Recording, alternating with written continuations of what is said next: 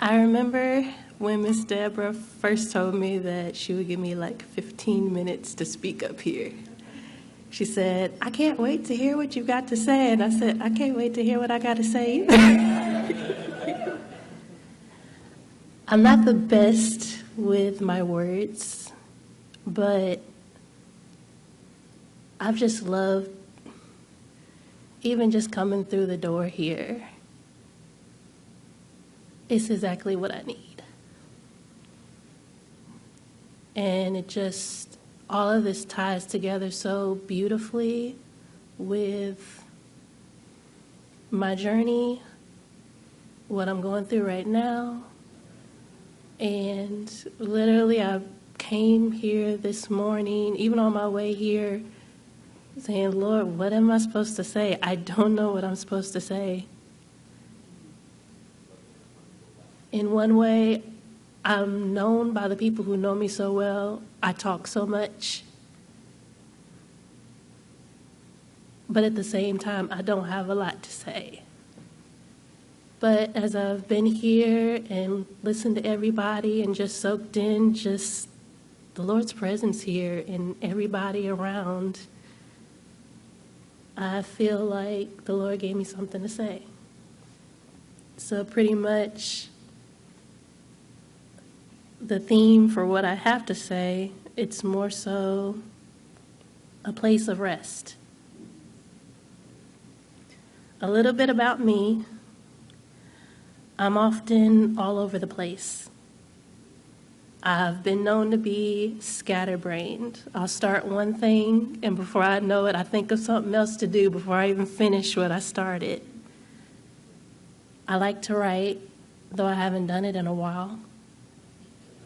It's my way of expressing myself. I get easily distracted. I get socially overwhelmed, overstimulated.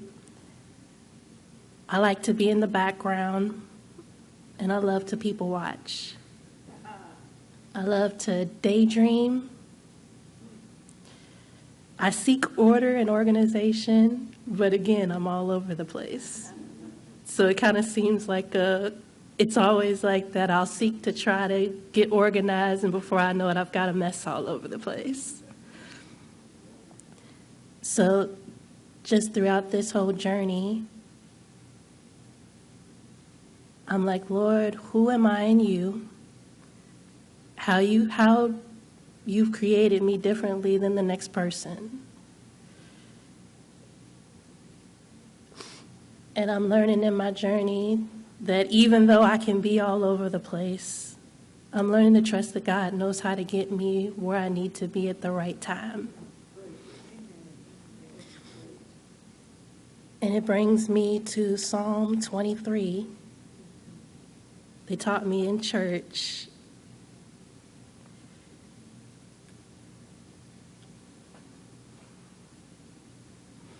The Lord is my shepherd, to feed, to guide, and to shield me. I shall not want. He lets me lie down in green pastures. He leads me beside the still and quiet waters. He refreshes and restores my soul or my life. He leads me in the paths of righteousness for his name's sake. Even though I walk through the sunless valley of the shadow of death, I fear no evil, for you are with me. Your rod to protect and your staff to guide, they comfort and console me. You prepare a table before me in the presence of my enemies. You have anointed and refreshed my head with oil. My cup overflows. Surely goodness and mercy and unfailing love shall follow me all the days of my life, and I shall dwell forever throughout all my days in the house and in the presence of the Lord. This has been part of my Romans 7 season, where I'm getting out of the habit of I gotta be, and learning to just be in him. I've often said over my journey, especially in the beginning, I'm not alone. And even when I first said it, I didn't really believe it yet. But the more I said it, the Lord showed me how he was there with me. Even when I would say things, and I wouldn't even consider it a prayer. I'm just saying something. And then he'll answer it. And I was like, wait. So it helps me even in the moments when I overthink, Lord, how do I pray? How do I pray? But I'm reminded of, Lord, you've answered prayers I didn't even really set as a prayer, but just to show me that you're there and you're listening to me always. It doesn't matter how I say it. Lord, you already know what's inside, what I need even before I say it. What I got to do is open my mouth and just say it, how it comes. And I'm going to read a poem, but before I read the poem, I wanted to explain a little bit of the poem. I remember growing up in church, my grandmother was one of the mothers of the church. And so my family was a type, Sunday you going to church.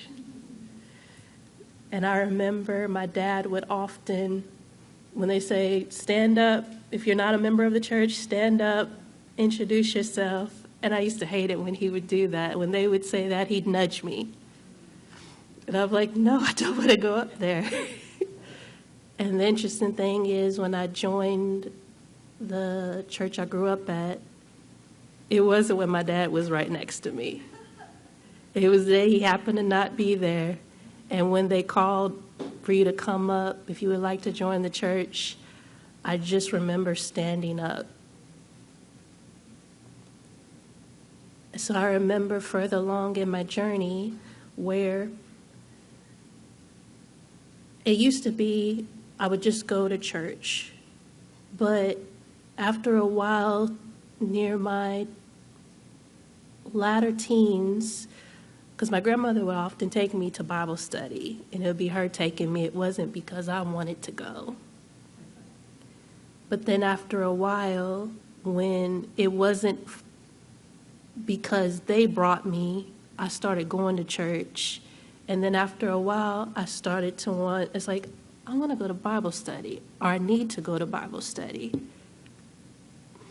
But as much as that thought, that desire was beginning to show, I couldn't make it. There was always something that came up. I'd be scattered all over the place, hanging with my friends. Before I know it, it's time for Bible study, and I'm in the middle of something else. And I remember I felt bad. I felt guilty. And I said, Lord, I really do want to go to Bible study, but something always happens. And I'm not even saying it's not my fault. And sometimes it's like I want to go, but at the same time I don't. So I said, Lord, please help me to go to Bible study. And I didn't know that prayer would turn into an adventure, basically, because it led to, I woke up in the morning with a spider in my bed. And I'm not one for bugs, so I raced out of that bed as quick as I could and left all my devices in the bed. So I didn't know everybody's phone number. I knew my mother's phone number. I called her and I said, Mother, I need help. She said, I can't help you. I'm at work. I said, and something kept nudging me. I haven't been over my neighbor's house. I didn't know them. And I said, something kept nudging me to go to the neighbor's house. My mom said, don't you do that. Do not. You've got to face this fear on your own. And I'm like, okay, Lord, I would think you would want me to listen to my mother. But why do I keep getting this nudge to go next door? It was like 9 in the morning. I'm like, okay, let me go over here. I knock on the door. I'm thinking I'm going to wake somebody up. No, she was already up. I said, I'm so sorry if I've woken you up or anything. She said, no, I've been up. And I just happened to look around her house. I said, if you don't mind me asking, what have you been doing? And she said, oh, I've been in Bible study. And I happened to see where she has her dining room table. She's got her Bible set in place at the front of the table. And I'm looking around and seeing all the scriptures around her house. I said, do you do this every morning? She said, yeah, I do. I said, do you mind if I join you? In which that started to be my own personal Bible study, my first personal Bible study. And she was so warm, so welcoming, and she'd match my schedule, whatever it was, throughout the week. She, in +2, I had to ask her, I said, excuse me, the reason I came over here, though, there's a spider in my bed. Can you help me? She said, it's like she put on her battle armor. She said, let's go get him. So that started a wonderful experience. And I made one of my poems, the poem I'm about to read, when I was in the middle of her Bible study. And again, the desire was there. I asked for it. But the fleshly side of me was used to doing what it wanted to do. It's like, oh, now I've got to sit still. What did I just set myself up for? But I learned to, one, ask the Lord for help. Help me to calm down. What's going on with me? This is what I wanted. Why is there a fight in me to not do it?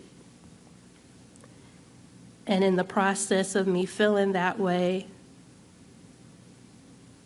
I wrote this poem.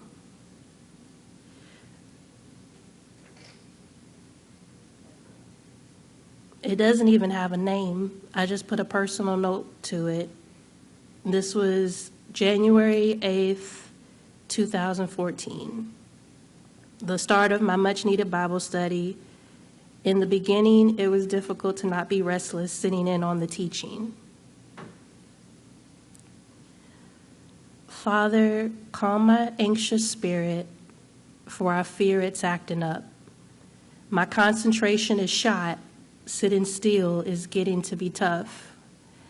My flesh is fighting to be dominant, and I'm struggling to not let him free.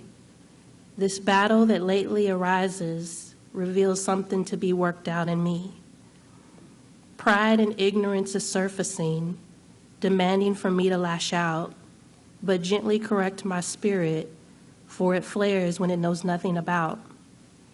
Give me a spirit that is anxious to learn, that doesn't believe it knows all, a spirit not ashamed of correction to better comprehend your law.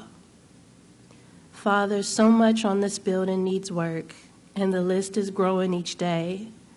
Overwhelmed in the midst of this rubble, it's hard not to fall to dismay.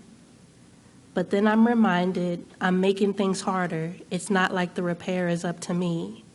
My job is to acknowledge the things that are broken and give the work over to the Almighty.